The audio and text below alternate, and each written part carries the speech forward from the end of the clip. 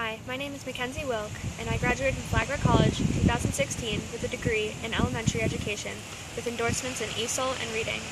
I plan to attend The Ohio State University to receive my master's in early childhood education.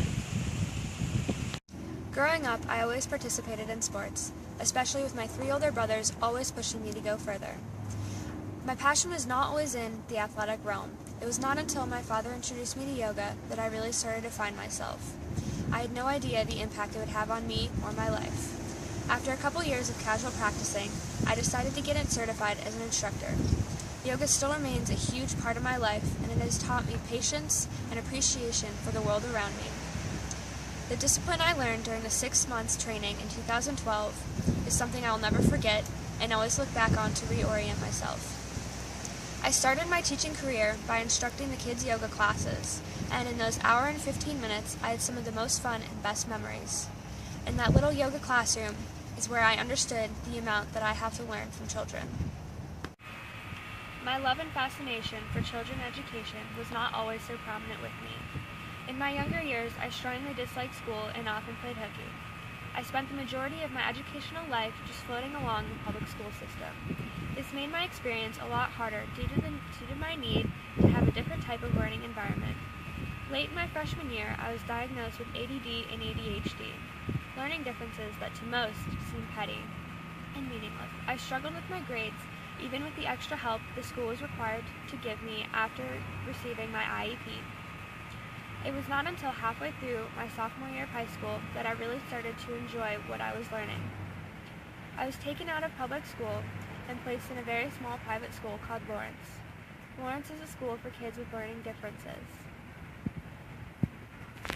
At Lawrence, every student had a different way of learning and processing, and it was the teacher's duty to take us on, help us learn in the ways we needed, and help us find ways to succeed outside of the specially designed classrooms.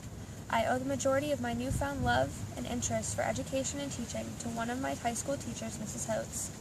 When I met Mrs. Holtz, she had been teaching for a while. She knew what she was doing, and even after all the years she had been in her occupation, she never lost the love and interest for teaching children. This is one of the reasons I felt so immediately comfortable with this one teacher. I could see the inspiration within her was not going to die out. She loved her jobs and the students that she helped every day. This is the reason I believe inspiration is one of the key elements in my philosophy as a teacher. I saw what just one teacher can do to change the lives of multiple students forever, and that is what lit my inspiration. I want to be that change in students. I want to see their eyes light up when they are learning. I want to see the spark of intrigue and fascination. The students will continue to inspire me as I hope to inspire them.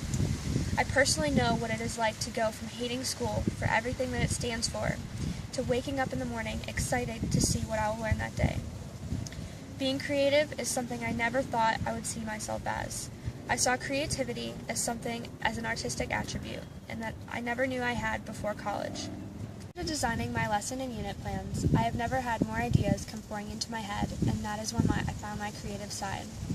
One example of finding my creativity is the lesson plan I designed for General Methods of Education, in which I created an entire year-round lesson plan revolving around sharks. Finding the small or large things in life that get your heart racing and give you that drive to want to do better is part of inspiration. It is what you love in life and want to learn more about. You develop your own idea and definition of creativity in doing what you love.